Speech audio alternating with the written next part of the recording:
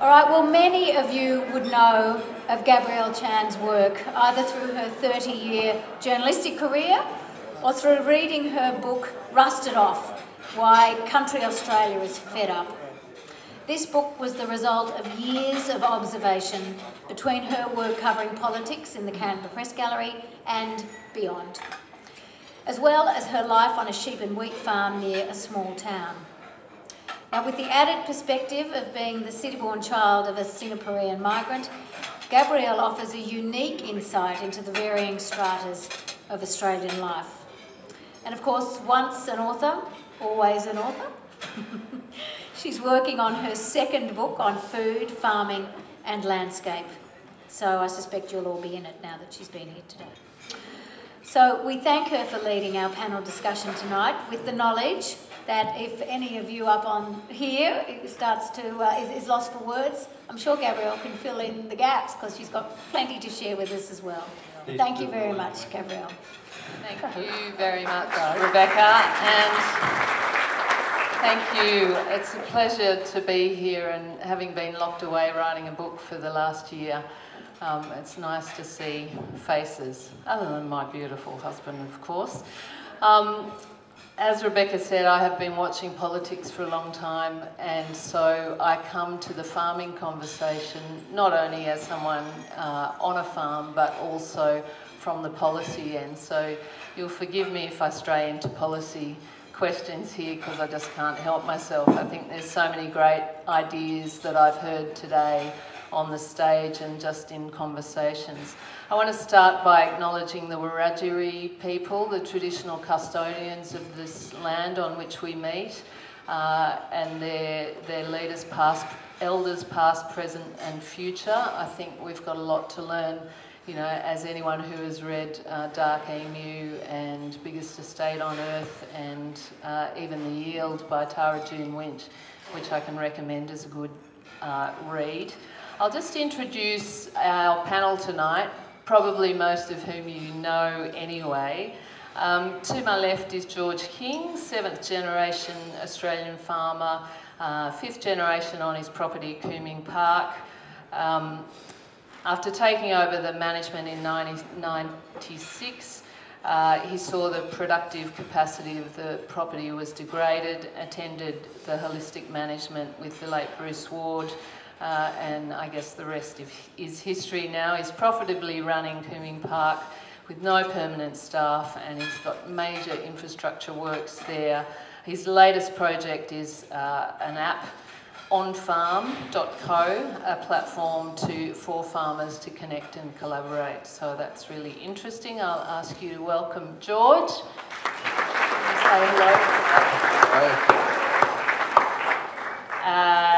Next along is Martin Royds, 5th generation beef cattle farmer from Braidwood, who runs Jillamatong Beef, a regenerative farmer using holistic management, natural sequence farming, biodynamics and permaculture to build soil carbon and diversity. He manages cattle on 1,600 hectares and is underlined commercially profitable and avoids chemicals. He's chair of lots of different organisations. I'd ask you to welcome Martin.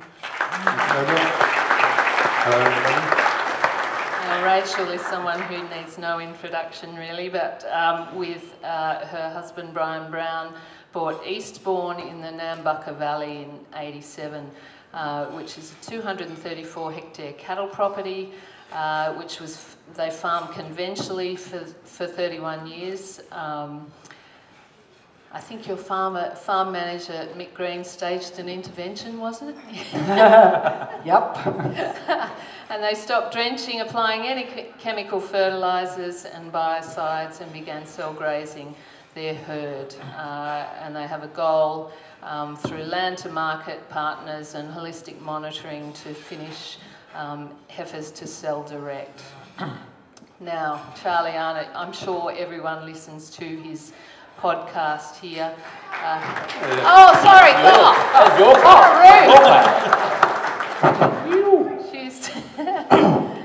Charlie's a Burrowa grazier just near me, and advocate for regenerative farming, an educator, a communicator. His property, I should have practiced this before, shouldn't I? Hanamino. Is managed using organic, biodynamic and holistic grazing principles. He is a winner of the Bob Hawke National Land Care Award in 2018. So welcome to Charlie. Okay, so this panel was conceived to think about what agriculture in Australia will look like in 2030 and 2050. And so I want to start with all of you just sketching out a picture of agriculture, both, you know, just in 9 years' time, and then maybe what we're heading towards in 2050. Remembering David Farley has talked about, you know, world population, 10 billion. What's it going to look like for the average farmer in Australia? George, do you want to start? Yeah, depending on how we engage with our consumers is how good it'll be. The better we engage, the better the picture will be. It's going to be good anyway, but it'll be unbelievable if we can engage and inform and educate our consumers. It'll be incredible. So how will it change things though by engaging? Educating farmers, educating the consumers to demand better quality food, higher nutritional density, us to be looking after the land and paying for it too. So the big changes if you can do that, if you can get education. Food price. Food price, higher food prices, which we need to pay more for food. Okay, Martin, do you want to have a stab? Yes, so I'd like to see that when we have floods like we've just had, the rivers run clear, that people realise that before, or right now, our assets are all washing out to sea, and it's much better to keep them there and use those assets to build nutrient-dense food, and that the consumer starts to learn the importance of a healthy soil, healthy food, healthy humans. Rachel? Look, I'm not going to have a lot to say later, so I'm going to indulge you all a little bit here, or indulge myself a little bit here, to answer this question. Because I have just, for the first time, read Rachel Carson's Silent Spring. Oh, yeah. And I'm so gobsmacked by how dire it was in '62 when she wrote it, the situation in America. And I'd imagined that it was, you know, paradise back then, and nirvana back then, and we destroyed it ever since. Not true. It was in a terrible way back then. And I said to somebody today, I can't remember, surely after Rachel Carson, this was out, and I know that DDT was banned, so everything was pulled back, right? Everything became far more reasonable. People understood what chemicals were doing to the land, and it's not so bad as it, she talks about it, you know, in here. And of course, the answer is no. It's far worse than it was then. So I'm just going to give the sober. Is this okay? I'm going to give a little bit of a sobering reflection on what it could be if we don't all act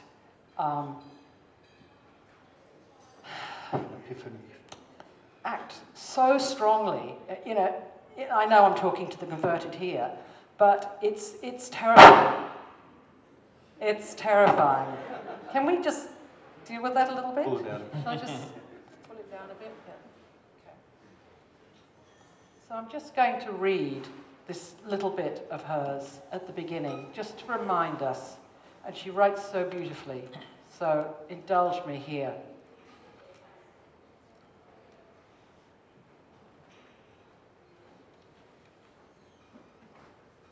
A fable for tomorrow. I won't read it all, but I'm going to read a little bit. There was once a town in the heart of America where all life seemed to live in harmony with its surroundings. The town lay in the midst of a checkerboard of prosperous farms with fields of grain and hillsides of orchards, where in spring white clouds of bloom drifted above the green fields. In autumn, oak and maple and birch set up a blaze of colour that flamed and flickered across a backdrop of pines, when foxes barked in the hills and deer silently crossed the fields, half hidden in the mists of the autumn mornings. And she goes on. Suddenly, there was a strange stillness. Wait a minute. Then a strange blight crept over the area, and everything began to change. Some evil spell had settled on the community. Mysterious maladies swept the flocks of chickens, the cattle and the sheep sickened and died. Everywhere was a shadow of death. The farmers spoke of much illness among their families. In the town, the doctors had become more and more puzzled by new kinds of sickness appearing among their patients. There had been several sudden and unexplained deaths, not only among adults, but even among children, who would be stricken suddenly while at play and die within a few hours. There was a strange stillness. The birds, for example, where had they gone? Many people spoke of them, puzzled and disturbed. The feeding stations in the backyards were deserted. The few birds seen anywhere were moribund. They trembled violently and could not fly. It was a spring without voices. On the mornings that had once throbbed with the dawn chorus of robins, catbirds, doves, jays, wrens, and scores of other birds, voices, there was now no sound. Only silence lay over the fields and woods and marsh. Then she goes on to say, this town does not actually exist, but it might easily have 1,000 counterparts in America or elsewhere in the world. I know of no community that has experienced all the misfortunes I describe, yet every one of these disasters has actually happened somewhere, and many real communities have already suffered a substantial number of them.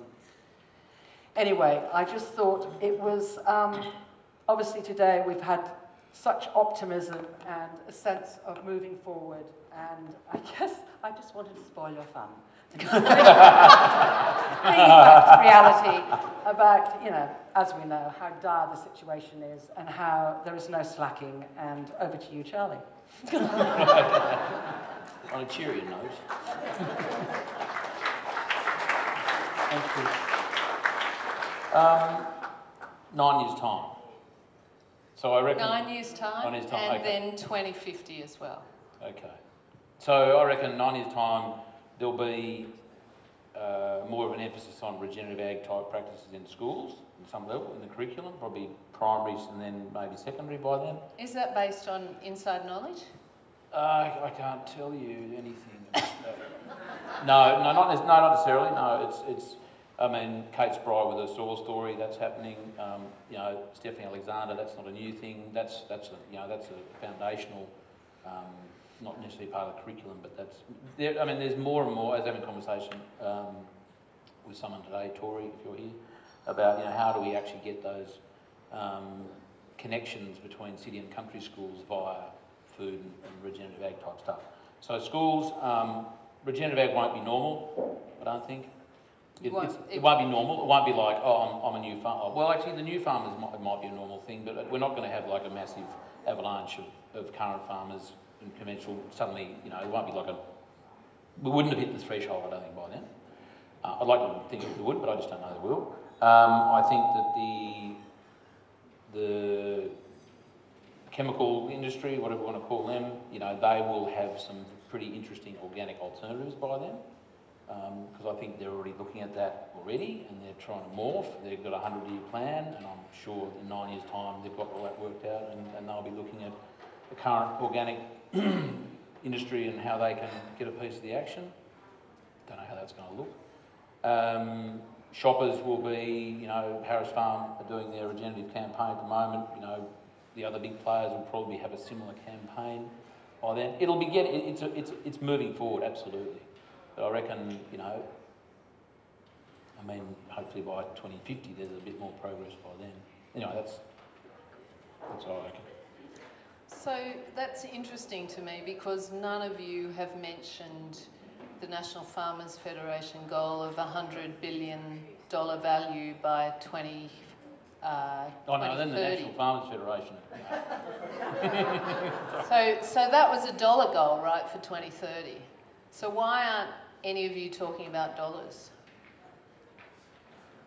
We're more focused on changing thinking, I think, which is the big thing that's going to make the biggest change, is that bit between your ears. I think, and I'm stealing from David Marsh, wherever you are, you know, we have had an economic relationship with the landscape, and that's that kind of thinking. I think that the economics we don't ignore it and we don't put it aside.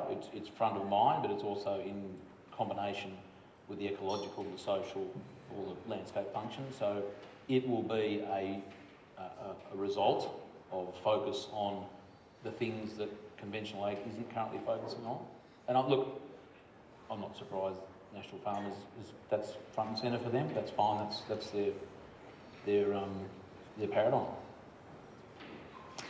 How hard is it within the economic model, George? You might like to answer this around the conventional model where, you know, you might get your agronomic advice from your local input seller, and then you carry out that program from the input seller.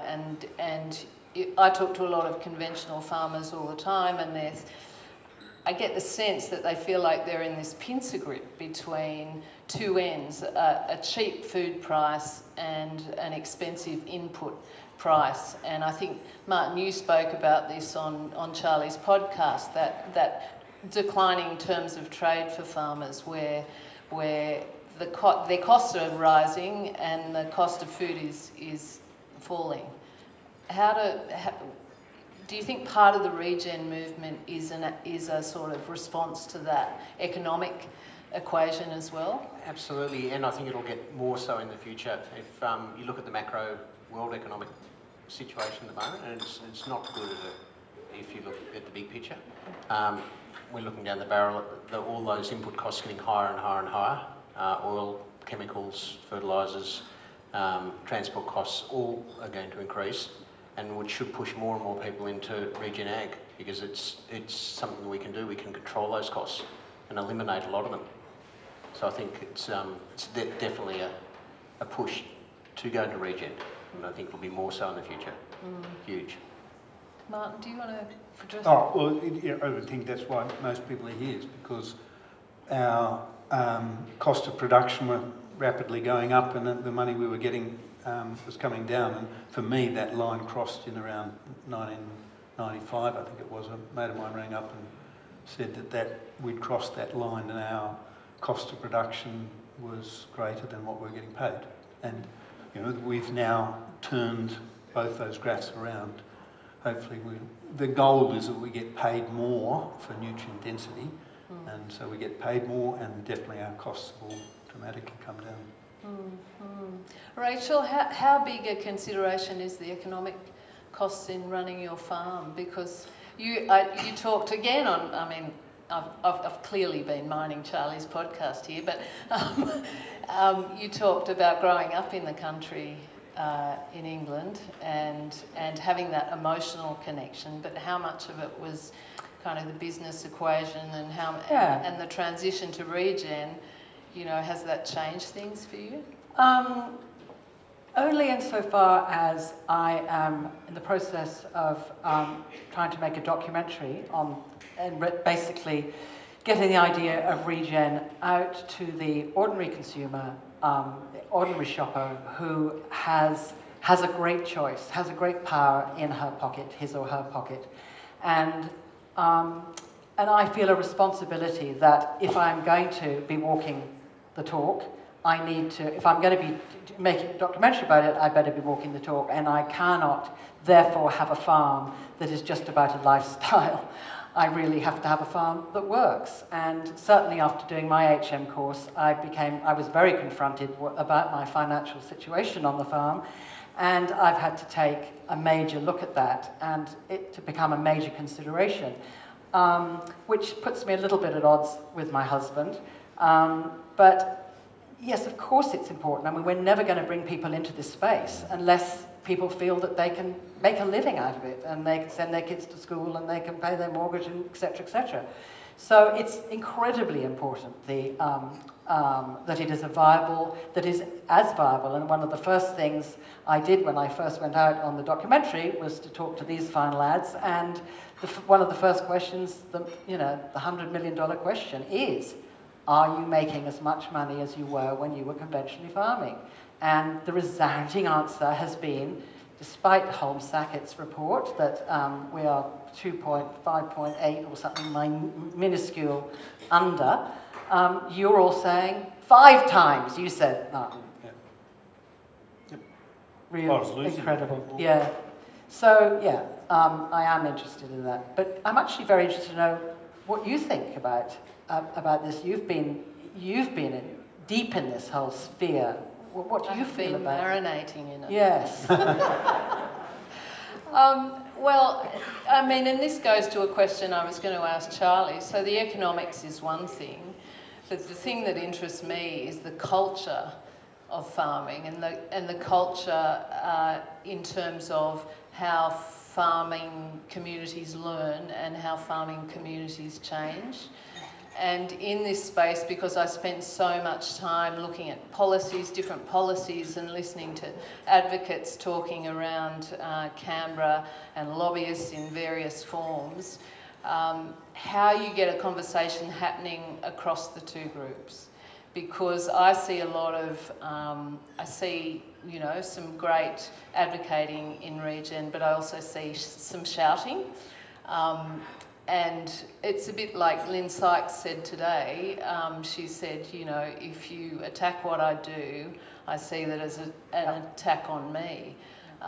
So Charlie, how do you cross over that? Because you can throw economics, you can throw numbers, but really at a local level, I have a theory that until you get people who are doing something differently, and those people have to be, well respected.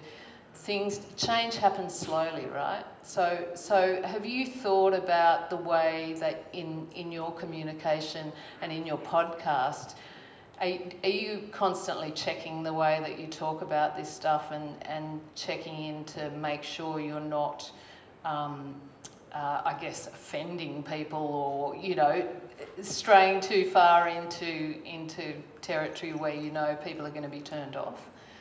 And I'm talking about conventional farmers here, or are you just kind of blasting on?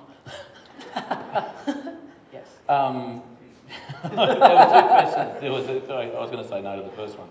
No, I don't often check. I guess what I do is I check myself to make sure that if I'm comparing anyone to anyone, it's myself to my previous self. Charlie Massey does that a lot too. Yeah, and I think that's smart, because no one likes a loudmouth, and no one's perfect, and I think that's the only comparison I like to make, because I guess in some ways, having been a conventional farmer and killed a lot of stuff over many years, that's my reference point, and I'm comfortable using that as a reference point because I know all about that. That was me, So that's what I refer back to, and I think the benefit, one of the benefits, is that when you're talking to a group of conventional farmers, and they can relate to you. I'm not some guy who's just going, I'm fresh to farming and I reckon you blokes are all wrong. That's going to go down like a lead balloon. So that's my reference point, and I'm very conscious that I make sure that I'm relatable, and that's where, and agree on the yes, start with the yes. Do we all, this is going to apply for any conversation you have really with someone who's, potentially there could be friction. And what do we all agree on? Do we agree on we'd like to, be good to the environment? We're all land stewards of the land. We like, to maintain and improve the health of our farm and our business and our family's health. Start with all the yeses and get some rapport. Bag the shit out of myself. That's funny. Then move on. So that's kind of a recipe in a way. But that doesn't stop people from, having all sorts of opinions about me or anyone else, and that's fine too, because that's their shit, Sometimes is it just down to the fact that you feel comfortable being different? for all of you. How rude. Because there is an element of that, right? You have to be comfortable in your own skin and with what you're doing. Otherwise, you can't function in a small community. Yeah, you're doing it for your family and for yourself, and not to be a favourite in the community. So you've got to think a bit above that. And so, thinking about 2030 and 2050 again, can regen farming feed the world? Absolutely. The way that the conventional farming industry is feeding? There's a number of things. One is that if the food's healthier, you don't need to eat as much. Two, most of our medical problems are a result of the unhealthy food or the chemically laced food. And that's the big problem that governments are running into, the multi-billion-dollar medical problem. So I think we can easily feed them. The challenge is that there's such an infrastructure there that we're all combating against, and it's a tricky thing. I used to be politically correct, and now I've hung around Peter Andrews too much, and I turn up and say, listen, I used to poison everything and kill everything, and now I try not to, and it makes me more money, and the weeds have disappeared. And I was at a thing the other day and I said, I used to be a really good rock farmer, but you guys out there are better. This was a delegate. Boy, they're really good rock farmers. And it's sometimes you get this. But yeah. Charlie, you... What was the question again? I was just immersed in... Can regen feed the world? I think so. Maybe not by 2030. And again, I think that's always the thing that those not in this way of thinking will come up with. Oh, you're not going to feed the world. I've got to feed all these people. It's like, and as Martin said, well, it's about how do we feed these people? What do we actually feed them? We can probably feed them less if they're a bit more aware about the nutrition factor. As Charlie Massey says, 70% of the food that's produced in the world is produced on 5 acres and less, and 80% is 10 acres and less.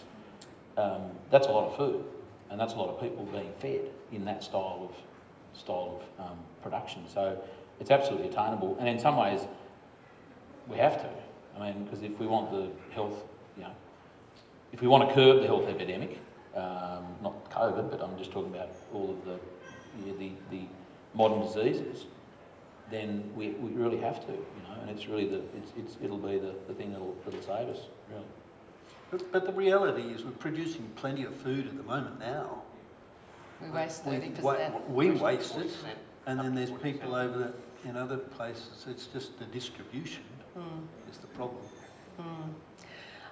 After the bushfires, I went down and did some reporting in Corryong, and there's a group down there that got together as a bushfire recovery project and set up, I guess, urban gardens to feed themselves because when they were locked in by fire, they couldn't get any fresh fruit and veggies.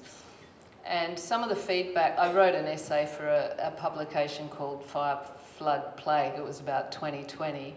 And some of the feedback I got was, this kind of small acreage / regen, which isn't always small acreage, I know, is kind of, you're just feeding middle class populations. Rachel, what do you think about that idea that this is just like for a niche market that might be able to buy food at a specialty butcher or a specialty baker? Where middle class people are allowed to see the chain, but actually the single mother in Western Sydney wants to buy $1 a litre milk. That's the way she survives. God, these questions are curly. Look, sorry. I feel very sort of inadequate to answer these questions because I'm very new into the space, and I haven't. And as I freely admit, I have not been a great custodian as a farmer, and it was basically a lifestyle choice. But I think it's a very easy target to think, okay, this is just for a rarefied middle class elite. Well, a lot of trends happen there. A lot of things start there. I'm not ashamed of that. I think a lot of the farmers, yes, we're in a position to be able to take these risks that we're doing. It's not the end of the world, it certainly isn't the end of the world if I fail in this. And therefore it is incumbent upon me to take those risks at this time, because if I'm not able to take the risks, God knows there's a lot of people who are living by tiny margins who certainly can't take those risks.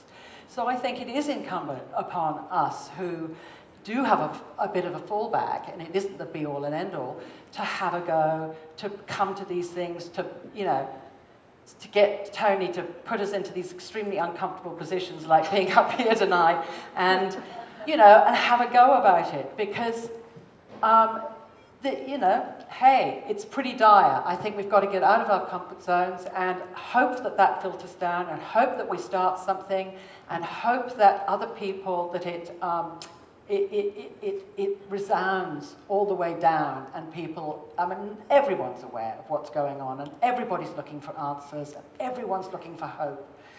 And this is an incredibly hopeful way of the challenge, of looking at the challenges, and this is, you know, they're very viable answers. I mean, I'm convinced, I'm absolutely suckered right in, and I will be, you know, I admit, maybe I'm being naive, but actually I think I'm being brilliant. That I'm onto this, I get it. It makes so much sense to me. And it's utterly thrilling and exciting, and I love this tribe. I love what you all, you know, the fact that you're also ahead of the game, that you're onto this, you know, that you're so ecologically literate, that you've all done it for a long time, you know, particularly you early adopters. Amazing how, you know, the risks that you all took. So I'm in my cheerleader mode. That's really what I do. But yeah, so I think it will, I hope it makes so much sense that it will filter down. It just is a question of getting it out there, and so that people actually know. When, I mean, I'm at my markets the other day buying meat from an organic farmer, and I said, you know, when are you going to bring regen into the space? And you're talking to people about regen. They had never heard of it. You know, these organics, you know, so it's very under the radar out there, really.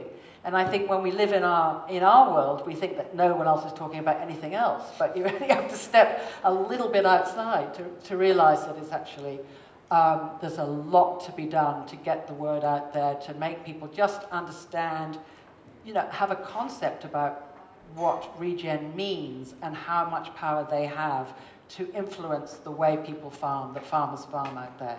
And I think once they make that connection, and we all know that, you know, 80% of people, one of their first things that they are concerned about is climate change. Someone was throwing that statistic around the other day, so I'll use that one. But and once they know that they can influence that by the power of their purse, then I think it's a roller coaster, hopefully. How can it not be? Because what else is as hopeful as this? So by 2050, mostly regen? Do you see a system like that? Yep. The soils will be too depleted to go conventionally. The input costs will be too high, and the consumers will be demanding regen food. Okay, so I'm going to crown all of you Agriculture Minister. George, what do you do Today? Yes, today. You'll be going to the Government House for the swearing in later. But what do you do in order to realise your vision for 2050? What are the policies? One or two policies? First thing, personal agenda, I'd ban fake meat being called meat. Right. Yeah, it'd have to be cultured protein. First up. Next thing, I'd put education programs in the school to teach kids how to grow food and how soils function, and what General Jeffrey was talking about, his entire There's already program. George the Farmer, isn't there? Isn't there a character called George the Farmer that goes into school? Two of us. Yeah, that's right. Yeah. Oh, yeah. Yep. So in the schools, go into the school program. Schools. First thing. So Yep. next generation. Yep. Okay. So they understand. Yep. Even if they try and grow food and fail at it, they'll understand how hard it is and how valuable food is. So they don't have to actually, if you got into Western Sydney and they had a go at growing food with their kids, just to learn that it is hard and it is valuable. Yep. Martin? Well, I just went to the Beltrees Public School in Scone a couple of weeks ago, and they brought in all the little schools from around there. Beltrees has got a total student population of 7. And yeah, but they were having their wicking beds, their compost piles, their natural sequence farming things and all that, and all the kids that had come in were really excited by it, all loving to get worms into it. And I find kids pick up the stuff quicker than anybody, and so I was going to say, Michael Jeffrey's Source for Life program is one thing I'd be saying, yes, the Education Minister put that in. It's scary when you meet kids now who don't do biology, geology, chemistry, or any of those subjects, and they're the things that we all need to learn about from the soil up. But I think the first thing I'd be doing is bringing in the, I don't know which minister it is, but I'd be saying right now, Woolworths and all those supermarkets have got to have a label up there that says cents per kilo of nutrients, not cents per kilo of product. And once we do that, we talked about it today about the Brixley, or the testing of the nutrient density of food can be done, and if we bring that in, to me, that'd just flip it all, because then people see that a carrot's got, used to have 20,000 parts per million of carotene in it, and they've now, a lot of the $1 ones have got 80 parts in there. And you talk about the people not being able to afford it. If I go in and see a carrot that's got 80 parts for $1, or one that's got 20,000 for $3, then I can't afford to buy that one.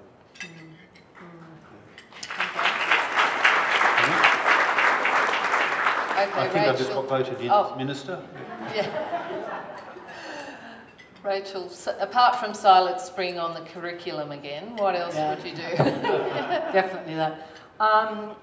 Okay, well, I still think there's a lot of people. I think there's some conventional farmers there who are really would love to get into this space, and I think they just need a bit of financial assistance. So I'm going to go for the biodiversity credits and the carbon credits, and I did see a fantastic interview with Terry McCosker and John Anderson that Terry basically said that the government are pretty much there. There's a couple of little sticking points that are minor that need to be overcome before they can really get behind that. And I don't know how you measure the biodiversity things, but that seems to me that if people can have the encouragement of the biodiversity,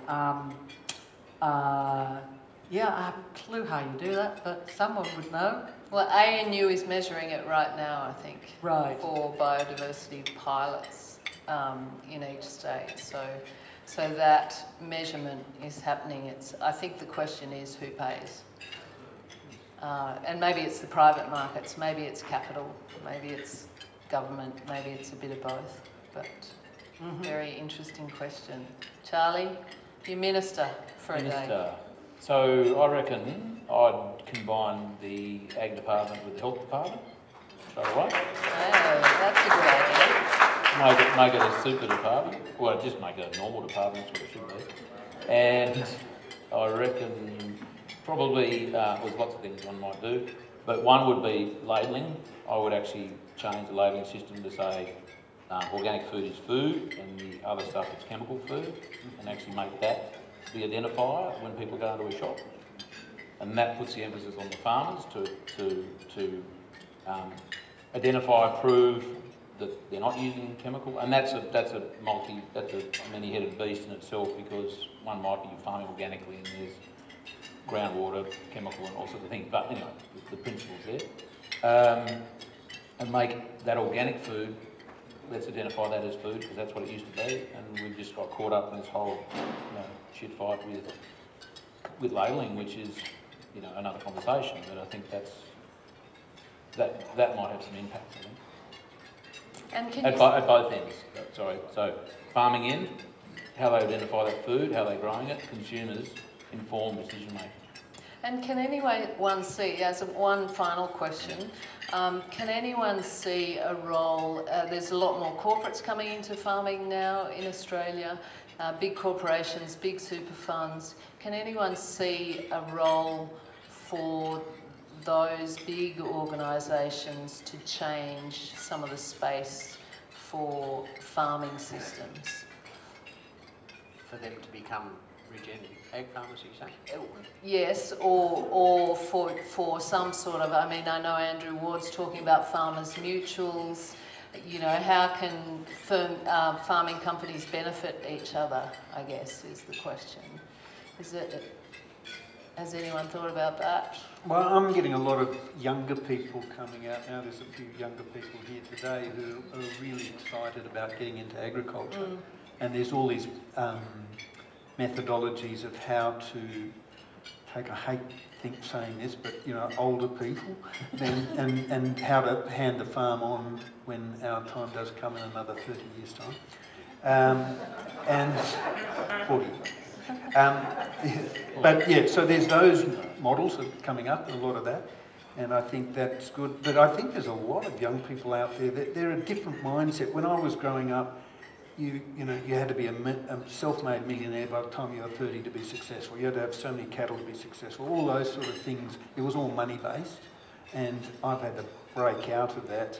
And I'd see younger people. It's just not in their thinking. They're thinking, what's the point of having a lot of money if the planet cooks and blows up?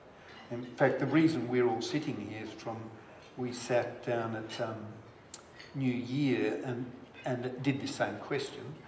What do we see I did hear that.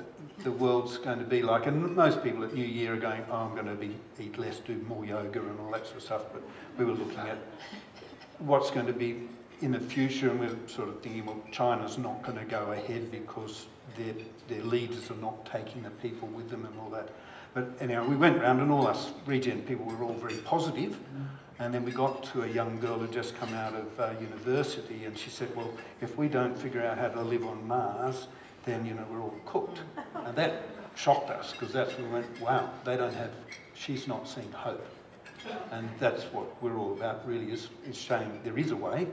And not only is there a way of getting healthier food, but in the process of doing that, we increase biodiversity and save all the things. And I've had some exciting things in the last week where some of the advocacy groups that are looking at saving the white-nosed bilby are saying, well, actually, there's no point in doing that if we're not feeding everybody and everybody's getting sick. So let's look at how our organisation can now embrace regen ag into making the world a better place that everything survives.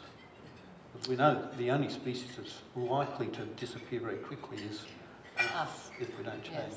Yes.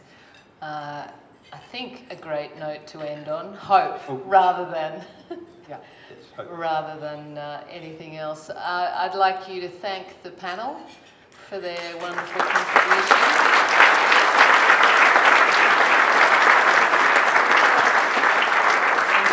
To Land and Market for inviting me to moderate this conversation. It's been fantastic. Thank you.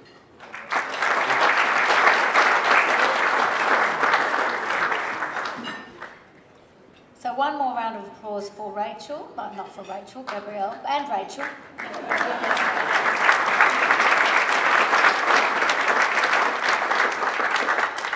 And thank you very much. I think that's all the food that we've got. Have we got tea or anything, Bradley?